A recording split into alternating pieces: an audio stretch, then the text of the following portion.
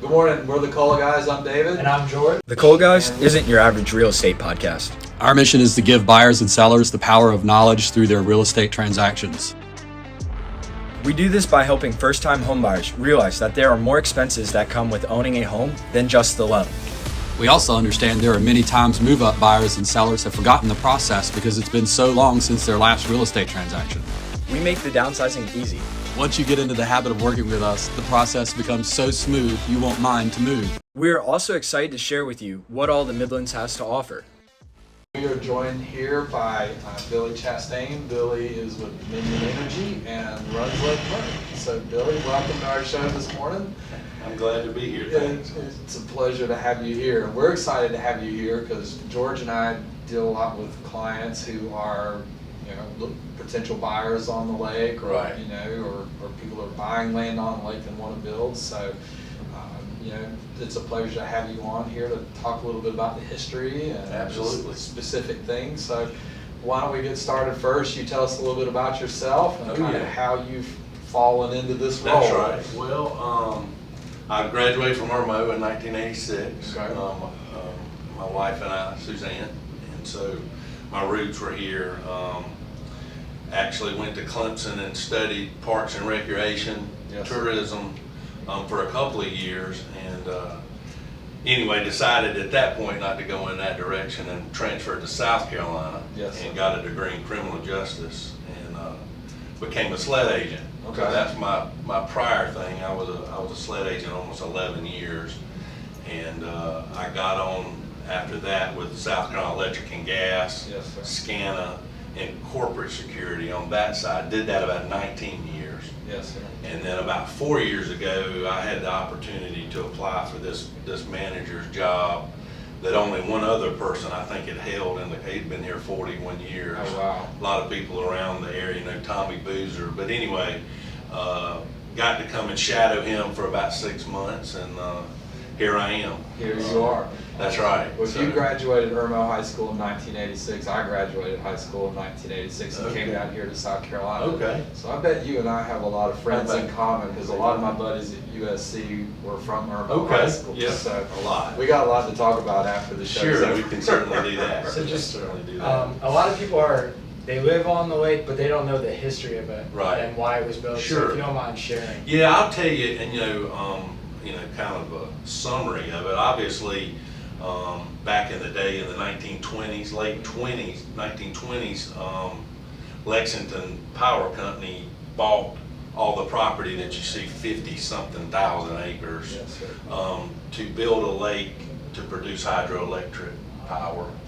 And anyway, it's a pretty big marvel. It's a 200 megawatt plant, which is big as far as hydroelectric plants go. In the early 30s, it came online with 4 of the units that you see, the big towers out there in the lake. Yes, sir. So you've got 4 of the same size, a little smaller towers out there, and then you've got a larger one to the left if you're looking out there. In the 70s, that one was brought up online. So basically, in a nutshell, that's the history. The lake is 14 miles wide and 41 miles long. Wow. If you follow the shoreline all the way around, it's over 650 miles. So it's a pretty big project, is what they say. Certainly. So when when Lexington Power decided to do this, was it a controversial decision in the area to? Well, I can say that there was a lot of land acquisition that had to take place. Sure. And I understand with some of the history that I've learned that there was some bargaining that had to take place. But in the day, the people of Columbia didn't want to come 10 miles up here because they feared it was a mosquito nest and malaria was big. So early on, it was not something that people sought for recreation at all. It was basically to produce power, and that's what it did. So, and at the time, it was the largest earth dirt dam in the world. Wow. At the time. Here in Columbia. In Columbia, South Carolina. So, anyway, pretty big marvel when you look at it. And then, obviously, there were some issues with potential earthquakes, the one that hit Charleston in the 1800s. So it was decided that we had to build a backup dam behind it, and that's what you see Yes. behind the original dam is a backup dam, just in case you know, a big magnitude earthquake hit, that it would protect everything. Yes, So, sir. anyway, So from people not wanting to move to Lake Murray till the shift starting to happen, when was that first shift in home ownership? well, you know, I think as, you know, obviously the mosquito thing, they were able to treat that, you know, it generally started going in the 40s and 50s. And, you know, I can tell you now, I came here 4 years ago, and it's way more sought after as far as property on the lake than it was even 4 years ago. And when I lived here in the 80s, when I grew up on the lake, it just didn't seem, it seemed like you had your grandparents' old little house. Yes, sir. That was kind of a second house for people back in that time. But now, obviously, that's just where, I mean, everybody wants to be, so. Everybody wants the big house on the lake. That's the right. Big water view. That's right. So, you know, so as we get into that, talking about that now that people are building there, there's this line, the 360-degree line Right. around the lake. Yeah. Talk to us a little bit about what that is and what that means, because Sure. people start looking at property or they buy a house and go, why is that line so important? Right.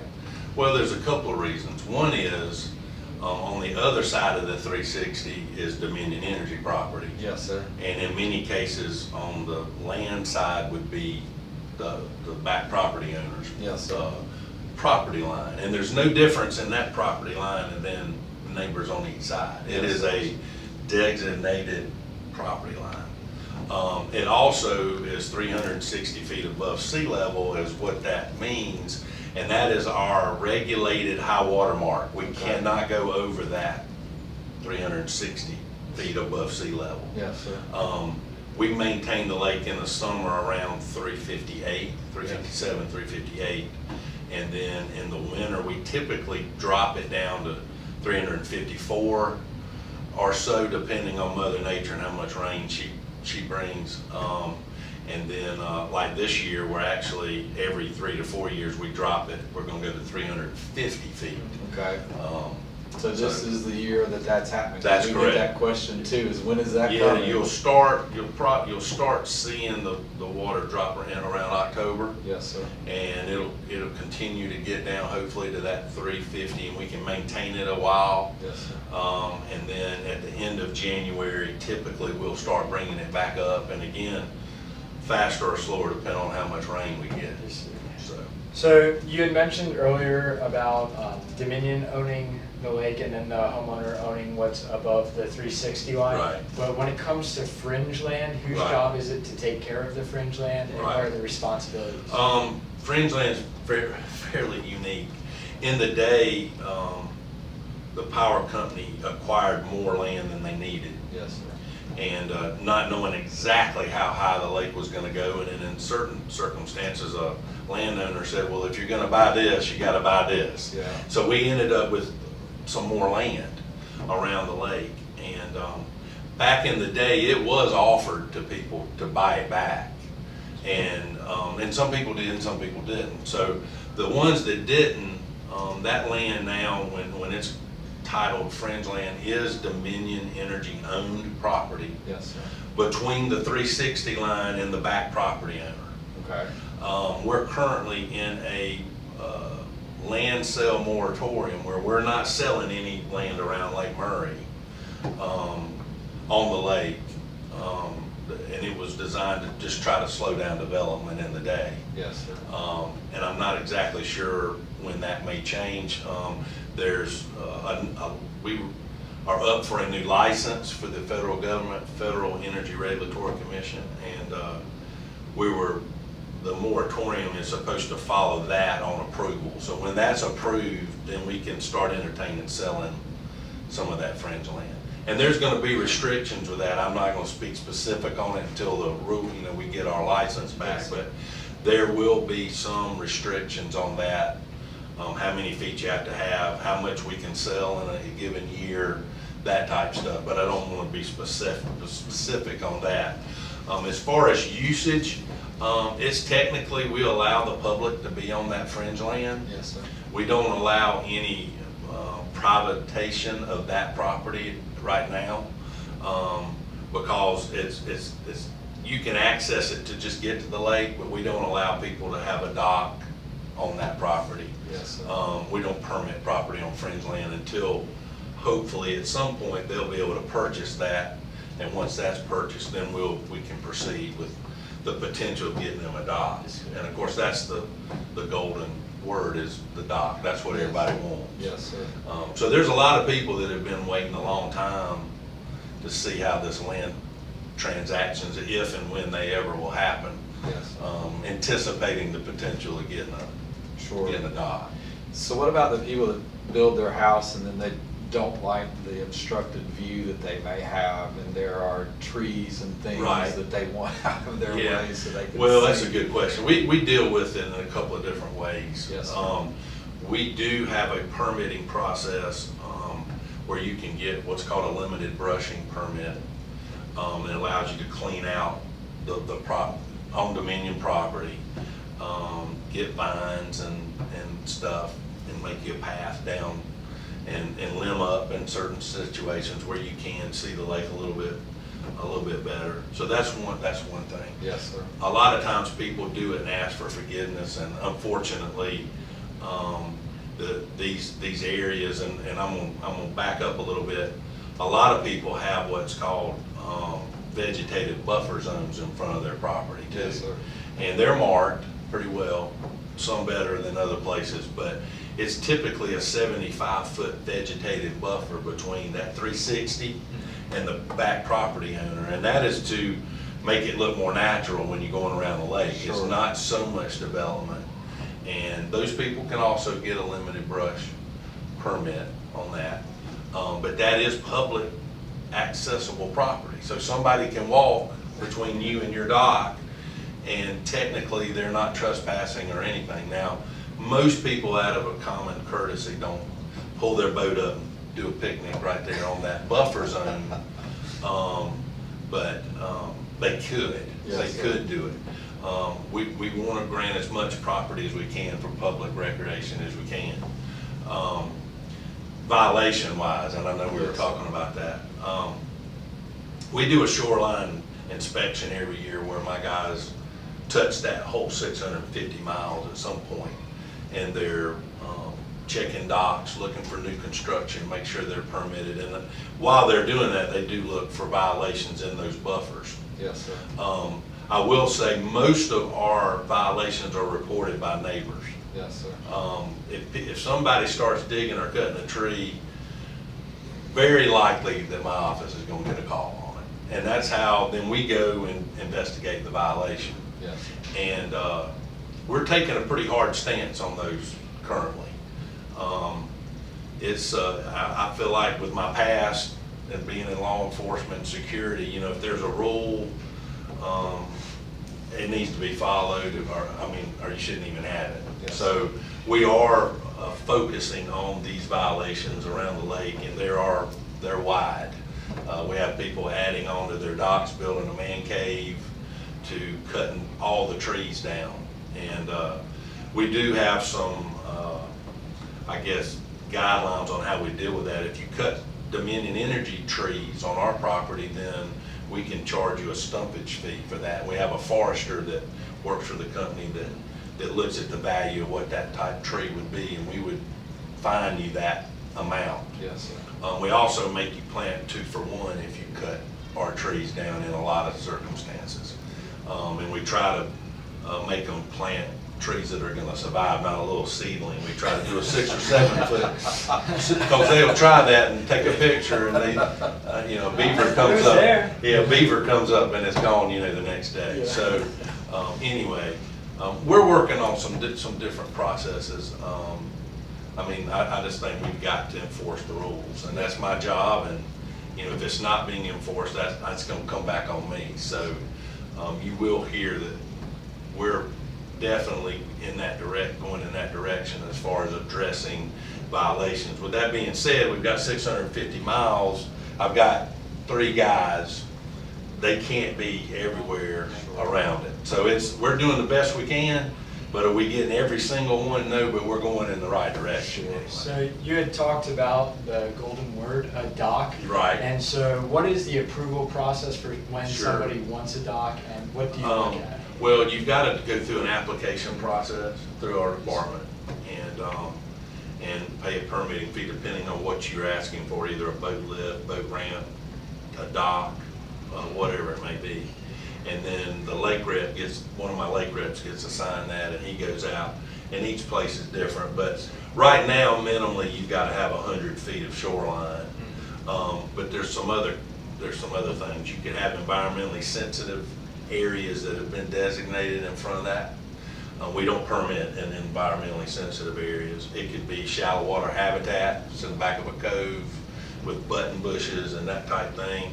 So I can't just say if you've got 100 feet, we're going to give you a dock, but you have to have that. Now, with that being said, prior to 1989, when we had a 5-year review, prior to 89, there were some properties that were divided up that were less than 100 feet. Yes. And if they hadn't ever been messed with after that, we do honor in certain circumstances some smaller lots that were done prior to that. Not many of those left. Not because the ones that can have a dock have a dock, Yes. just about. But we've got a little under 14,000 docks currently on the lake. Wow. So I'm sure you have people that push the limits. In a couple presentations we've seen you do the helicopter pad on top of the dock. Correct. Out as one. They do have a man cave built on one, elaborate, kitchens and fireplace. I mean, just elaborate structures out there on the dock. It's really, the sky's the limit on what they've tried. But unfortunately, they've had to correct those, or they can't have a dock if they do that. So. Sure. So I want to back up a little Sure. bit and talk about property in the lake. So Sure. the islands that are in the lake, who Right. owns those? The majority of them are owned by Dominion Energy. There are a few smaller ones up the lake a little bit that some private people have purchased. Yes. And in the day, there were a few little parcels that the people just refused to sell to the power company, and we got flood easements in there. Yes. So there is some areas around the lake that are not owned, but it's less than 10% of the lake. But there is some that's privately owned, and Yes. that's challenging sometimes because So- we don't own those. So people that like to go out on their boat and try and camp out on these islands Right. owned by y'all, Sure. are they allowed to do that? Absolutely. I mean, we want people to go out there and enjoy themselves on these islands. And, there are a pretty big group that does that on a regular basis that we Yes. see. I wish they would be a little better stewards because there's a lot of litter and trash that they leave, unfortunately. And we have some organizations that have done a really great job coming around that have done some cleanups, and they kind of unofficially sponsored an island and got people to come and clean up, and it's just a great thing that they do. But it's just sad that people treat it like that. Yes. But it really is, because it's a very unique, neat place to go camp and have a good time with your family. So. Tune back next week to find out what else Billy Chastain has to say about Dominion Energy on Lake Murray, South Carolina.